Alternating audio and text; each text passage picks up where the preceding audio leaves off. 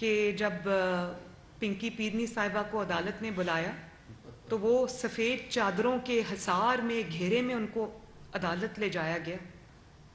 تو آپ کی بیوی سفید چادروں کے حصار میں، تو جو لوگوں کی آپ کی خواتین ہیں، لوگوں کی خواتین نہیں.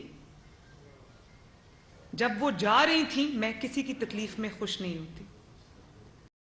اگر ہم ظلم کریں گے تو گھوم کے ہمارے اوپر آئے گا.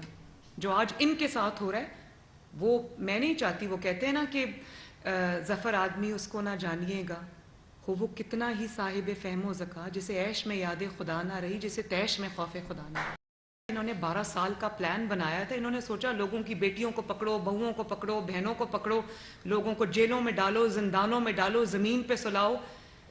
کیا فرق پڑتا ہے؟ میں 12 سال، 14 سال، 15 سال، اب مجھے کوئی نہیں ہٹا سکتا، کیونکہ جنرل باجوہ میرے ساتھ ہے، جنرل فیض میرے ساتھ ہے، عمر عطا بندیال میرے ساتھ ہے، ثاقب نثار میرے ساتھ ہے.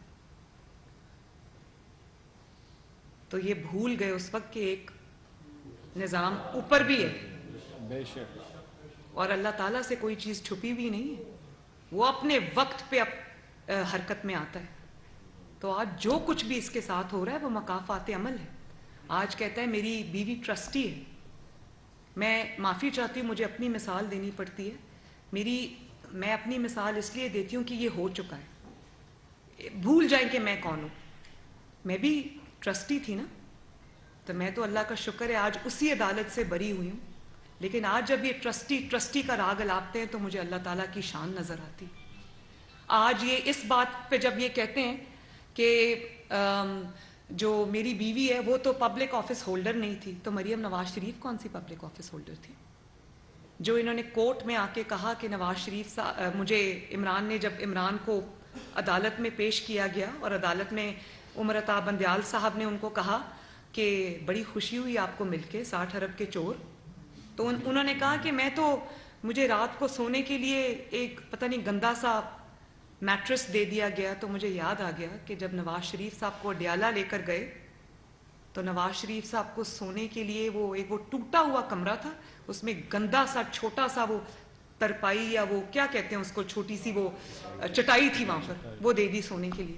سچائی کے ساتھ کسی نظریے کے لیے، اپنے ملک کے لیے، اپنے قوم کے لیے جو شخص نکلتا ہے تو وہ 313 لوگوں کے ساتھ بھی جنگ جیت کے واپس آتا ہے. توبہ جو ان کے حالات ہیں، یہ میں نے کبھی زندگی میں کسی سیاسی جماعت کے کارکن تو نظریے کی خاطر اگر کوئی تحریک چل رہی ہوتی ہے تو اس کے نام سنے ذرا، کیا ہے نام سنے، وہ کیا تحریک کا نام رکھا ہے، اپنی تحریک کا کیا نام رکھا، حقیقی آزادی کی تحریک، غلامی سے آزادی کی تحریک.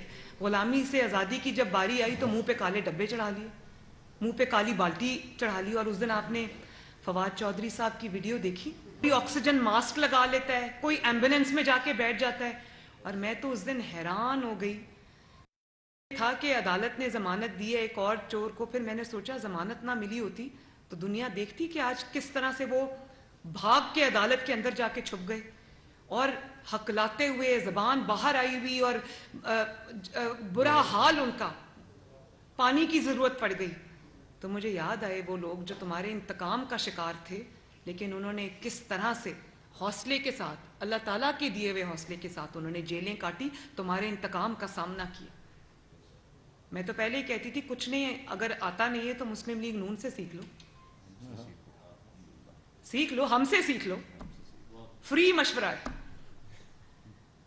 ایک دن 6 مہینے میں ایک دفعہ جیل میں رہی ہوں، 5-4 مہینے ایک دفعہ جیل میں رہی ہوں. ہم تو نہیں روئے کہ ہم باتھ روم نہیں گئے، ہمیں ٹوٹی ہوئی چٹائی مل گئی، چارپائی مل گئی، گدا مل گیا، ہمیں باپ کے سامنے جیلوں سے گرفتار کیا گیا.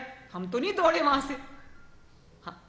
اور وہ شرم کی بات ہے کہ جن عدالتوں کو مجرموں کے لیے سزا پانے کی جگہ ہونا چاہیے تھا، وہ عدالتیں آج مجرموں کی پناہ گاہیں بنی ہوئی ہیں. پہلے فواد چودھری صاحب کو جب گرفتار کرنا تھا، یہ رات تک سپریم کورٹ کی عدالت کے اندر چھپ کے بیٹھے ہوئے تھے. کسی جج نے نہیں کہا کہ یہ مجرموں کی پناہ گاہ نہیں ہے، نکلو یہاں سے، باہر جاؤ اور اپنا جو مقدمہ لڑنا ہے لڑو.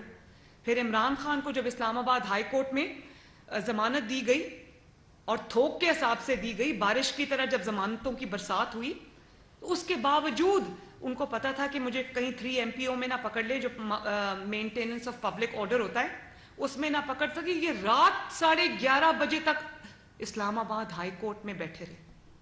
اسلام آباد کے کسی جج کو، ہائی کورٹ کے جج کو یہ توفیق نہیں ہوئی کہ وہ یہ کہیں کہ ادھر سے باہر نکلیں، عدالت کا ٹائم ختم ہو گیا، آزادی۔ پہلے جب اتنی توفیق ہی نہیں تھی تو اتنے بڑے بڑے نعرے کیوں لگائے تھے؟ آج وہ لوگ ویڈیوز چلا رہے ہیں، تیرا باپ بھی دے گا آزادی، اور جو باپ سے آزادی مانگ رہا تھا، باپ کو للکار رہا تھا، صرف اس لیے کہ یہ ان کو لگژری کی اتنی عادت ہے کہ یہ ایک رات جیل میں نہیں گزار سکتے۔ بھئی جب یہاں پر آپ کو یہاں پر سچائی ہو، دل میں سچائی ہو، آپ کے جذبے میں سچائی ہو، آپ کی تحریک میں سچائی ہو، آپ کی جو آئیڈیالوجی ہے اس میں سچائی ہو، تو اس کے لیے تو لوگ پھانسی کے پھندوں پہ جھول جاتے ہیں اور شکوے کا ایک لفظ منہ سے نہیں نکالتے۔ تو نہ صرف یہ کہ یہ اللہ تعالیٰ کی گرفت میں آئے ہیں، مکافات عمل کا شکار ہوئے، یہ بری طرح ایکسپوز ہوئے۔ لوگوں کی، جب بچوں کی جانیں اتنی سستی ہیں۔ اسلام کیا کہتا ہے منصفوں کے بارے میں؟ ایک حدیث ہے نا جس میں 3 طرح کے ججز کے بارے میں بتایا ہوا ہے کہ اگر 3 طرح کے ججز کو ڈیفائن کر دیا گیا، ڈسکرائب کر دیا گیا ہے اس حدیث مبارکہ میں، تو آپ آج دیکھیں اسلام کیا کہتا ہے ان منصفوں کے بارے میں، جو منصف یہ جانتے ہیں کہ یہ 60 ارب کی چوری بلکہ ڈاکہ ڈال کے آیا ہے۔ کیا عمر عطا بندیال صاحب نے ایک بار بھی، جب یہ اپنی گرفتاری کے خلاف گیا سپریم کورٹ آف پاکستان کی سب سے بڑی عدالت میں، پاکستان کی سب سے بڑی انصاف کی کرسی پہ بیٹھنے والے چیف جسٹس آف پاکستان کے سامنے پیش ہوا، تو عمر عطا بندیال صاحب نے کہا آپ کو مل کے بہت خوشی ہوئی، اور پھر جب اس چیز پہ تنقید ہوئی تو انہوں نے اگلے دن بہانے سے یہ بات کی، کلیریفیکیشن دی، جو کہ اس سے بھی مضحکہ خیز تھی، کہ میں تو بہت خوش اخلاق ہوں، جب قانون کی عدالت میں کوئی مجرم پیش ہوتا ہے، کوئی ملزم پیش ہوتا ہے، اس کو کٹہرے میں کھڑے کرتے ہیں، اس کو یہ نہیں کہتے